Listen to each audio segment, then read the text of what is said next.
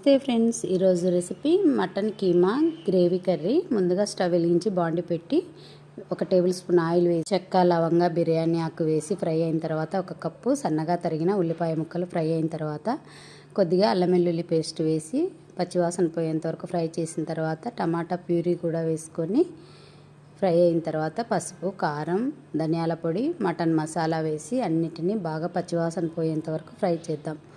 ఇప్పుడైతే మూత పెట్టేసి కుక్ చేసుకుందాం. ఇప్పుడు ఆయిల్ పైకి తేలే సమయంలో కొద్దిగా వాటర్ వేసి అడుగంటకుండా ఉడికిన తర్వాత కొద్దిగా కరివేపాకు, ముందుగా ఉడికించి పెట్టిన మటన్ కీమాను కూడా వేసి కలుపుకొని అంతటిని బాగా కలిపేసి మూత పెట్టి 10 నిమిషాలు అయితే కుక్ చేద్దాం.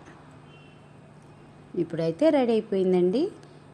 దీంట్లోకి కసూరి మేతిని ఆ విధంగా క్రష్ చేసి వేసుకున్న తర్వాత 1 సెకండ్ ఉడికిన తర్వాత